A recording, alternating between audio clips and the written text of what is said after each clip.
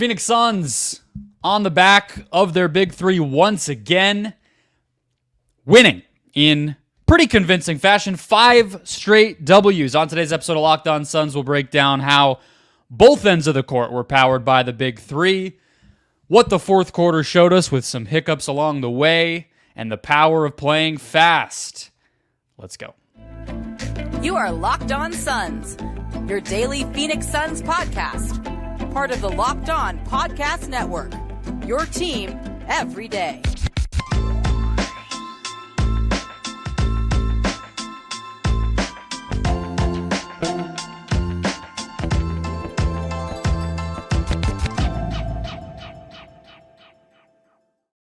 And we're back. This is Locked On Phoenix Suns. We're part of the Locked On Podcast Network. I'm your host, Brendon Kleen, a credentialed media member covering the Suns for the past 7 seasons, a writer at Suns.com, and the host of the Just Basketball Show wherever you get your podcast. A big thank you for making Locked On Suns your first listen to start off your week. It is always a little easier when the Suns are winning, and they did that again on Sunday night. 5 straight. Thank you for being here to celebrate, to ring it in. If you're not already, hit follow, hit subscribe, become an everydayer. We are here for you Monday through Friday to get you through the Sun season and beyond. So just hit that button, get a new show in your feed every single Monday through Friday, and get locked onto the Phoenix Suns all year long. We are joined today by Brendon Dueñas, as we are every single Monday. He is a writer over at Bright Side of the Sun, and today's show is brought to you by LinkedIn. LinkedIn Jobs helps you find the qualified candidates you want to talk to faster. So post your job for free at linkedin.com/LockedOnNBA. That's linkedin.com/LockedOnNBA to post your job for free. Terms and conditions apply, and we'll have more from LinkedIn later. But this one was pretty convincing, I would say, Brandon, 117 to 110. And we're going to mix it up a bit here versus the moment of the game that we would typically start the recap show off with. And we're just going to each give our reasons for why they won. Why did the Suns win this game? In some cases, when it's lost, maybe we'll mix it up, do the loss side. Why did they lose? But I will let you start us off. Why did the Suns win this game? For me, it's simple. I mean, obviously, you could look at Durant and what he did and say 40 points, and obviously they're not winning without that. But for me, it's just the theme of the Suns in general is like teams don't have a game plan for Booker and Durant. There's no third option. That's the reason they go and get a Bradley Beal. And to me, having that third outlet to kind of take the burden off them late in the game in the fourth quarter, going downhill, getting to the rim, targeting Buddy Hield specifically, because not every team has 3 lockdown perimeter defenders. So that third option has always kind of been where the Suns have been lacking offensively, and just to have that third outlet, I think is huge, and allows them to really kind of capitalize on whoever the weak link is defensively, and really make them pay for having someone like Buddy Hield on the court. And they haven't always had that. So sorry, Bill Simmons. I think he's an upgrade over Landry Shamet. And tonight was just another example. I don't think it was even his best game, but I just thought the way he was patient and let the game flow to him was really awesome. And to me, it just shows the growth of the big three and why it's so important to have 3 of these guys that can just go out and get buckets. Yeah, Buddy Hield is, with all due respect, he has a lot of great things about him. He's one of the worst defenders in the NBA, and so it was absolutely the right move to attack him. I agree it wasn't his best game. I think the Lakers game, just because of the sheer volume of it and the way that they were doing a little bit of a different spamming of something that was working in that game, which was using Beal as a screener. They did that a little bit in this one too, but this one wasn't so just try to stop this, you can't, kind of in your face the way that Lakers game was. But what I liked about this game was a couple things from Beal. One, that, like you said, he was able to kind of successfully attack the weak link and pick at that.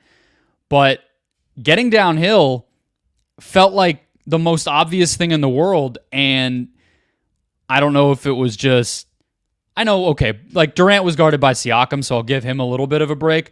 Book was settling for not great shots. And I know, it's easy to say that in the game where he's missing those. And then against the Pelicans, it's like, wow, Book is putting on a show and he's taking a lot of the same shots. But the point is you have to adjust, and Beal was willing to. And he realized, hey, not only are the Suns playing small and everybody's celebrating their small ball look, but the reason they're doing that is because the Pacers were also playing small.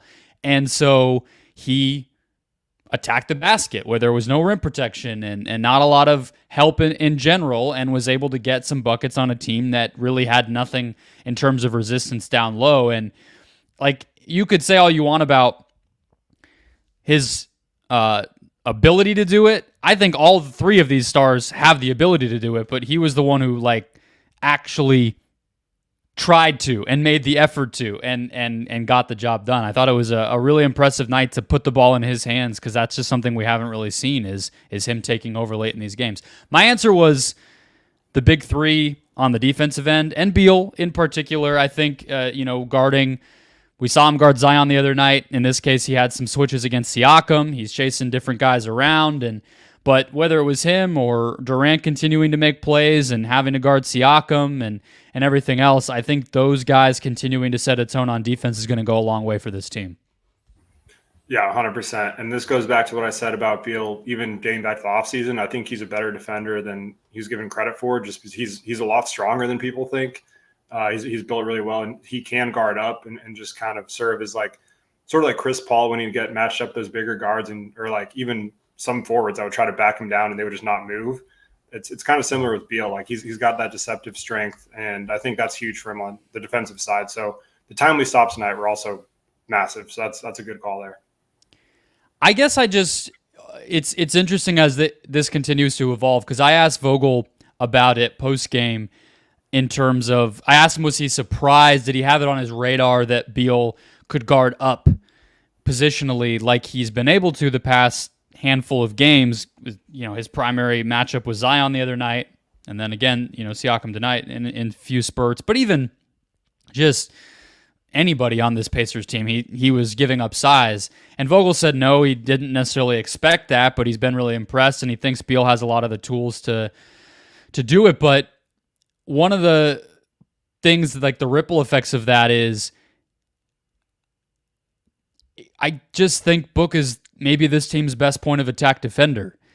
And I kind of want to see that in more games in the regular season, rather than just like trusting that we'll see the guy that was in Russell Westbrook's grill in that first round and had a few nice possessions against Jamal Murray. Like, I kind of want to see them start him out on better players rather than hiding him so much defensively, because it feels like if Beal's kind of a wing defender for this team, then that means Book has to guard those guys.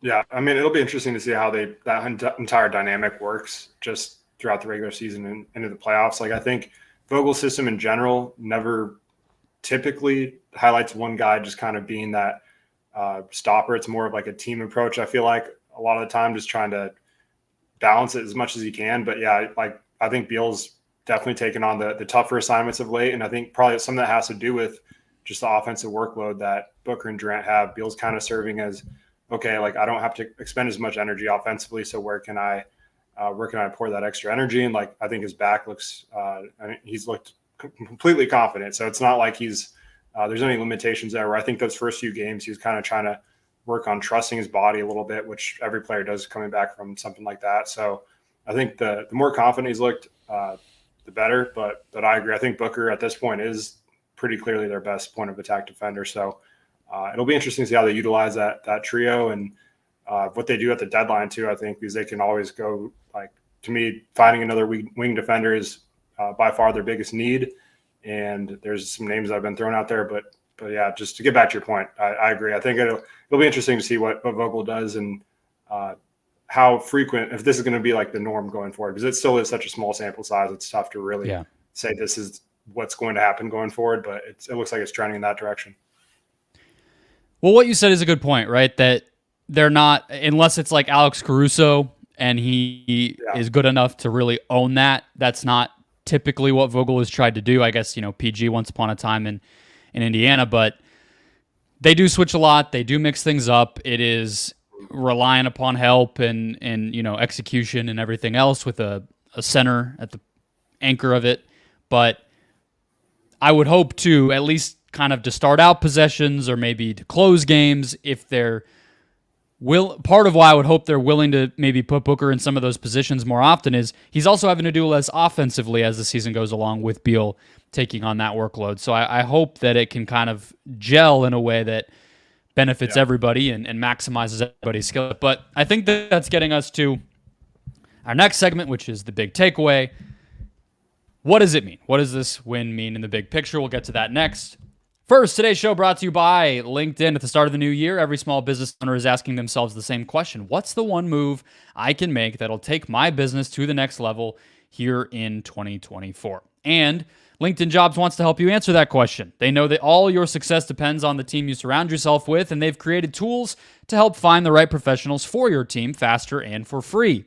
I've told you before, I will say it again. I literally would not have the current job that I have writing for the website Awful Announcing if not for LinkedIn. Not only did I find the job posted there, I also messaged the hiring manager and a couple of the other people in the leadership of the company to connect with them and get my bearings and know what the expectations were and just put in a kind of good word for myself, say hello, and it really went a long way. Hiring is easy when you have the most qualified candidates possible, and LinkedIn's the place to go to do that. 86% of small businesses get a qualified candidate within 24 hours on LinkedIn. That's why small businesses rate LinkedIn Jobs number one in delivering quality hires. LinkedIn knows that small businesses wear way too many hats and might not have the time or resources to hire. That's why they come in with an intuitive, quick, and easy process. Post your job for free at linkedin.com/LockedOnNBA. That's linkedin.com/LockedOnNBA to post your job for free. Terms and conditions apply. All right, we're keeping it rolling. I will start us off here, Brandon. I think that, to me, what this game means in the big picture is that, well, it doesn't mean something. I think that this game is not what should be sorted into the pile of the Suns are an awful fourth quarter team and they collapse and they can't execute and this and that. Yes, there were some ugly moments where they were forcing the ball into Durant, but you also had rookie Jarace Walker, who barely has played this season, pulling up for a couple threes, and different guys making plays, Buddy Hield making contested threes. These things happen. You're playing a good team. They don't want to quit. They don't want to. This is a playoff team. Yes, they're without their best player, but I think this is just another day in the NBA. I do not think this was another, the sky is falling fourth quarter for Suns or Suns fans. No, definitely not. I think the Pacers are a good team, man. Like, even without Haliburton, this is a team that can score. Like, I think they're averaging 117 a game without Haliburton, like in games he's missed. So they got a bunch of athletic, young wings and forwards. And the Jalen Smith revenge game, he was looking just dynamite, and Obi Toppin was getting his. So yeah, there's a lot of it was a pretty balanced scoring attack for them. I think they had like 6 guys in double figures, but it just goes to show that star power wins in this league. That the big three was just too much, and the fact that Durant scored 40 without attempting a free throw just speaks to his greatness. And yeah, the fourth quarter stuff. Obviously, a young team like Indiana, they're going to make their run, and the Suns probably took their foot off the gas pedal a little bit with no Haliburton, and probably at some times took them a little lighter than they should have. But overall, it's a win against a good team, and you just got to keep stacking these and building chemistry. So. Tomorrow against Chicago, going for 6 in a row. And I think it'll be good to kind of get that quick turnaround. And while you're hot, just keep trying to rattle these wins off and move up in the standings. So it's, this is, we got to enjoy this. Like, I know there's some people that are just like still trying to nitpick and all this. And I get there's still some weaknesses this team has, and like the bench scoring, going back to your LinkedIn ad, we might need to find some scorers on LinkedIn or something. At this point, it's getting brutal for some stretches, but yeah. I mean, that's the thing, right? The more that I try to think about it, and that we've gotten a little bit of a sample under our belt with the big three and getting to see what that looks like as people covering this team, following this team, I really feel like one of the biggest problems, and it sounds obvious, but it's still the same problem that was there when Beal wasn't healthy, or when any of these guys weren't all on the court together, which is anytime there's a lineup out there where any fewer than, like, I want to even say 3 of kind of the big 6, we'll call them, on this team, if it's any fewer than 3 of those guys, those lineups just don't have enough juice. And I agree with what you said in the last segment, that even finding one playable wing anywhere, that's priority number 1 for this team. But that's what you kind of saw at the beginning of the fourth quarter. These guys have to sit. And it seems like every time that happens, teams are able to come back into it. So that's a problem. But the turnovers, and maybe it kind of felt similar, but I didn't feel like it was the same thing as like the Wizards game or the Knicks game or some of those really ugly ones. The weird thing I would say about this fourth quarter is that Miles Turner didn't play. He's like their best guy. Maybe Siakam obviously now, but that was a very strange way to close. Like the Suns going small got a lot of attention, but the Pacers playing that small and taking their anchor off the court was even more strange. But why? What are you going to take away from this game? What's the big picture importance of this one to you? So to me, it just shows that they're good enough to where literally three of their players can carry them and win games like this. But at the same time, when they're playing against better teams, it just shows a margin of error for someone like Eric Gordon is so thin. Like he has to be productive, or they just don't have a bench. That's really what it comes down to. They don't. And I think it goes back to my point I made earlier is just they really need to find one more quality rotation player. Like I don't think people understand how long of a way just one more guy could go with this unit. And this is with everyone healthy. Like, shout out to Bol, but like this is for the most part all the key guys that you're looking at in your rotation. Like you have 6 guys at this point that you can really trust, and outside of that, it's just like a revolving door of you don't know what you're going to get. So to me, it just kind of illustrates their strengths and also what their weaknesses are going to be down the road. And the small ball stuff I thought was also interesting. So I think the identity's forming. It's just now about getting consistent production from the bench as these guys get used to their roles. So at this point, just the trade deadline is going to be tough because they really don't have a lot of assets. But there's definitely you could find a 7th or 8th guy out there. Like just got to get a little creative and hope the right deal comes along. Maybe resuscitate one last stretch run out of PJ Tucker on a buyout or something. We'll see. But Vogel said pre-game, I believe, that he was just asked, like, it's officially the halfway point now, after last game and heading into this one, what he felt like he learned the most, like the biggest lesson he learned from the first half, and obviously with so many inconsistent availability from different guys, he was like, the thing I feel like I learned is what everybody on this roster has to offer. And that's true. Like, not every team gets that luxury. There's some times where teams have somebody they're wondering about and they have to kind of call their name in the playoffs and they're not sure what they're getting. I guess that's somewhat of a silver lining.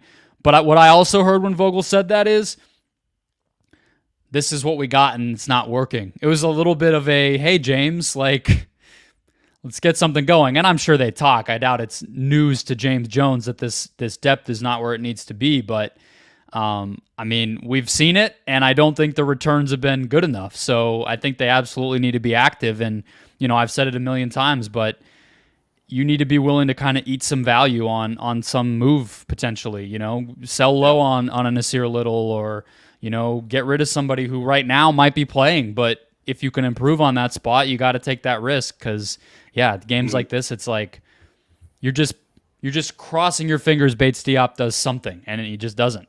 Or Okogie or Metu or any of these guys. It's even just the box score. They're just not even contributing to the game at all. Look, I'll put it blunt. Like this is not. We're trying to win a championship here, and this rotation is not going to do it. They need to do something. If you're someone that thinks they should just stand pat, obviously there's not a lot they can do, but I think they have to try at the very least to bring someone in that can help the bench because their back end, like this, like I said before, this is their top 6 are all healthy, and this is what we're getting right now. So there's no guarantee those 6 guys are going to stay healthy. So if they're down a guy or if there's foul trouble, it could really snowball fast. So the depth is not there. There's been a lot of disappointment, I think, on some of these minimum guys that we're starting to figure out why they were minimum guys, and we kind of talked ourselves into them. And every team's guilty of that, right? It's going to happen every offseason where you're like, especially on a team like this where you kind of place them in with the big 3 and think that it's going to pan out. But I really don't trust any of those back end guys that they've had some moments and flashes where they look brilliant and other times where they disappear. So just finding someone that's consistent and reliable that Vogel can trust is going to be huge because this is a championship we're trying to win. Like there's no like waiting for next year, just playing it safe or worrying about Nasir Little's trade value or second round picks or anything like that. Like you just got to go all in. And I think Little does still have some value just because he's on such a team-friendly deal and has multiple years of control and still young and showing some flashes. So to me, just do what you can to find that guy. I don't know who he is. There's some names I've thrown out there in the past, but that to me tonight, like obviously excited about the win. The big three looks great. I mean, it's everything you could ask for and more, but then you also have to be realistic and kind of look at the bench too. And but that's the thing, right? It's like the big three clicking now, and you're starting to see that identity that you mentioned, and you're starting to see the outline of how they can consistently win games. Then you start to look to whatever else there is. Like early in the season, you couldn't make any observations or proclamations about the Stars because they weren't on the court together. Now it's like, all right, well, we kind of know. And so then you got to start adjusting beyond that. And so I think it's natural. But let's close out looking at some of the stats that stood out to us. What is the rotation looking like right now? And some odds and ends there as we look at how the Suns pulled off this win. First, today's show brought to you by Betterhelp. Betterhelp is making it easier and more personalized to find some help for yourself. And I think it's a perfect time, this time of year, to be thinking about this because a lot of the focus ends up being from those of us trying to improve ourselves or whatever is to fully overhaul this or take up this new habit or whatever, rather than just expanding on what we're already doing right. Therapy helps you find your strengths so you can ditch the extreme resolutions and make changes that really stick. And BetterHelp is here to make that easier. If you're thinking of starting therapy, give BetterHelp a try. It doesn't need to be because of something very, very negative that happened in your life or some sort of trauma. It can just be about empowering yourself to be the best version of you, learning coping skills, setting boundaries, things like that. And with BetterHelp, it's entirely online. Convenient, flexible, suited to your schedule. All you got to do to start off is fill out a brief questionnaire, get matched with your therapist, switch licensed therapists at any time for no additional charge, so you can find somebody who really clicks with you.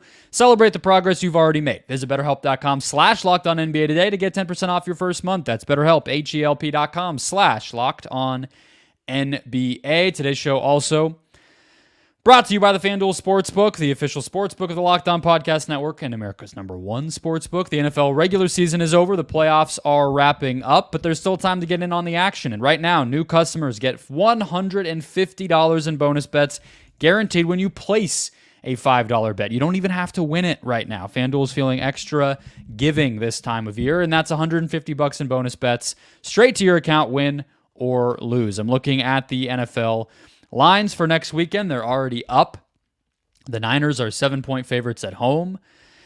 That team's dicey. They just went through a not-so-easy win against a team that is worse than the Detroit Lions. So that's a pretty big line. It might even go more in San Francisco's favor. I guess you'll have to keep an eye on it. There's also parlays, new bets in the Explore tab, and more at FanDuel.com. Check it out, FanDuel.com/LockedOn. Make your first bet a layup. FanDuel, official partner of the NFL and the NBA. All right, let's close out the show, Brandon.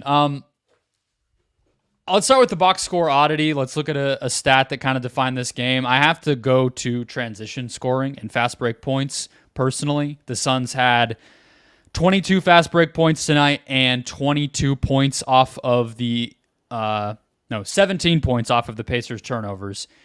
But when you go to cleaningtheglass.com, they have the transition efficiency broken out, and this was a game where a trend continued that I've focused on a ton, which is the Suns running off of misses. They ran off of more than a third of Indiana's missed shots, which is a high mark compared to most NBA teams. And they don't always have great nights. You know, sometimes it's going to work, sometimes it's not. But continuing to push, combined with scoring off of turnovers, it's just making things easier when we're talking about those role players sometimes needing a little bit of structure and support there. Like, it goes a long way when you can just say, hey, you're in open space, go score. And I guess tonight it was mostly the Stars scoring no matter what the context was, but the Suns need to keep doing that for sure.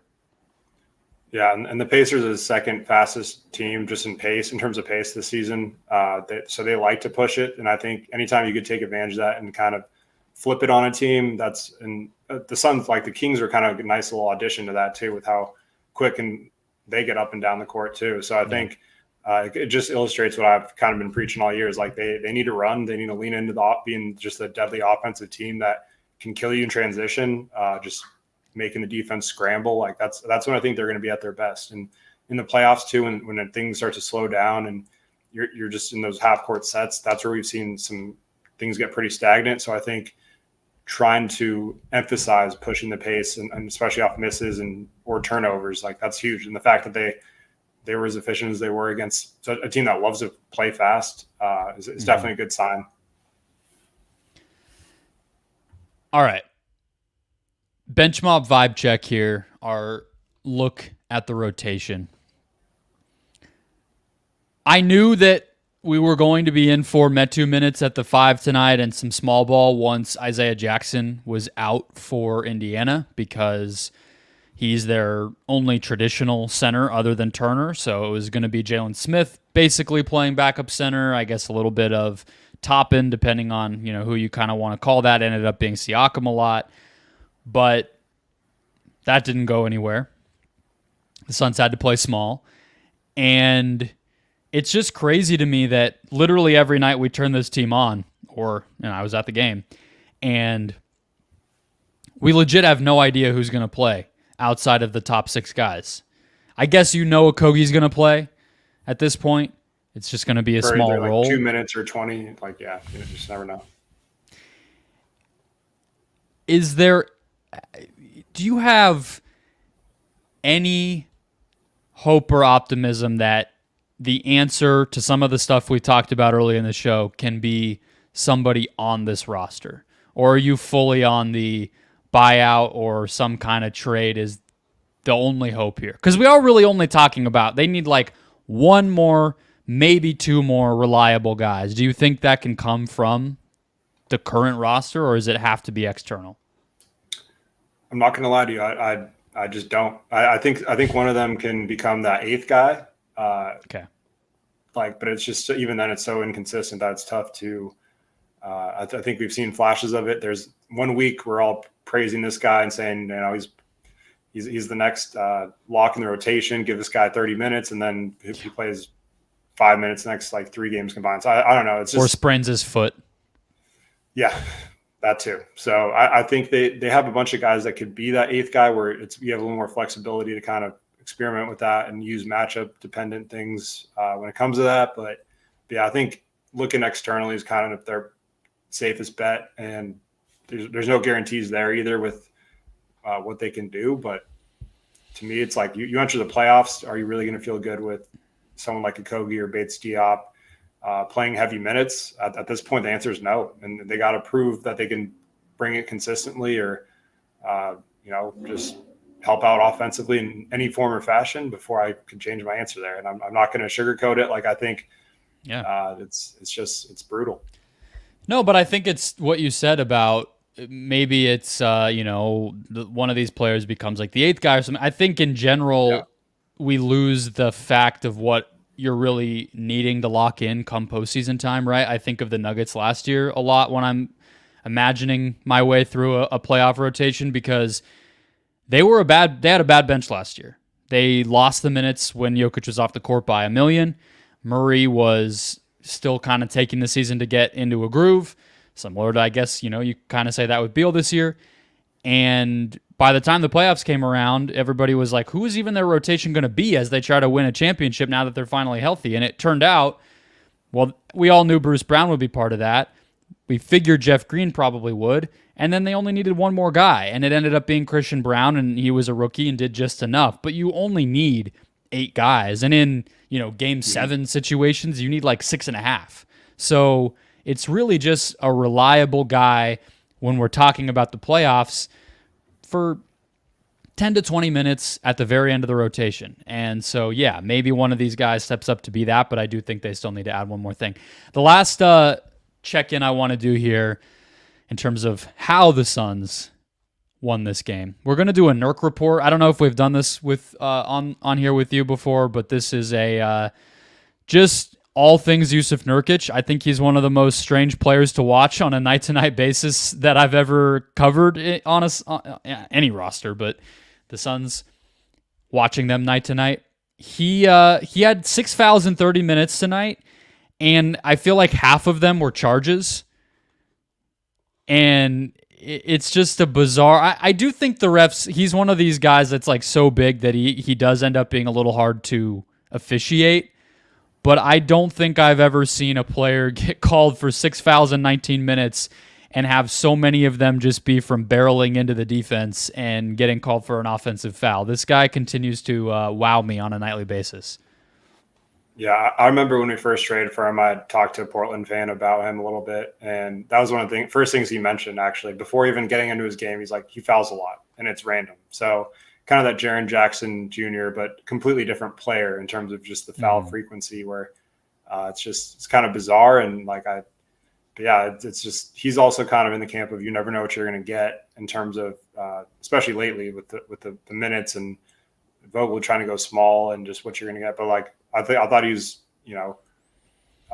his activity on the glass was great and he was playing aggressive, but just it kind of snowballed into it just not being his night because 13 boards in 19 minutes. That's pretty impressive. Big. So, and he had that one where he was posting Turner up and just completely smashed into him. And it's just like, what are you doing? Like, come on.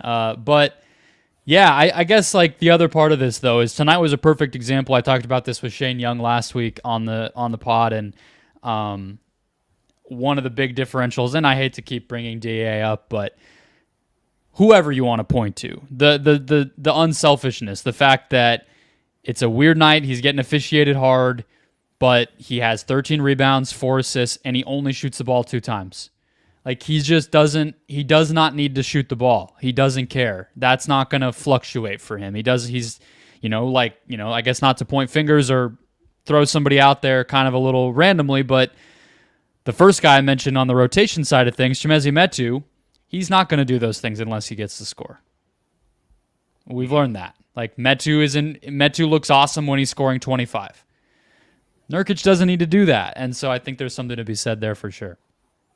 Yeah, and that's just going back to just adding another player. Like, it doesn't have to be someone that's going to go out and get, 15, 20 points. Like, they just need a reliable player that can impact the game without needing the ball, low maintenance, and impacts winning. Like, that's really what it comes down to. It's just like, I feel like they have too many guys that you just forget they're on the court for too long. And the only time you kind of remember with guys like, especially like Metcalf, like you said, is whenever he's scoring. And that's just not sustainable, especially in the playoffs. You need that PJ Tucker, that Royce O'Neal, that whoever you want to call it, just someone that does that. And they're missing that. And I think just from a toughness perspective too, like I think they do have a tough, like they're a feisty team, I think. And they're trying really hard to slowly ingrain that into their opponents. Like they're definitely like, that's all Vogel too. Like, I think he wants his team to be like that. And they're starting to pick up on that, but I think they still need that guy, like that Jay Crowder, that's not afraid to mix it up. And like, also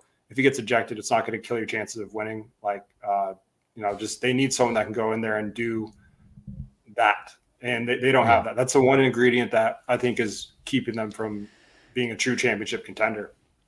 Because Nurkic is too valuable to be that guy, right? Like, we can laugh because they won, but if he had fouled out and Turner goes off in the second half, we'd be like, well, damn, missed opportunity. He really screwed them there. So, yeah, you kind of need that. And he's a part of that solution, but, considering he's really the only reliable center on this team, you need him in there, so he can't always be doing that type of stuff. So that will wrap us up for the day. 117-110, 5 straight for the Suns, and a back-to-back tomorrow. So another recap show coming your way Monday night into Tuesday morning. Hit follow or subscribe if you haven't already to get that show and more throughout the week. We will catch you guys then.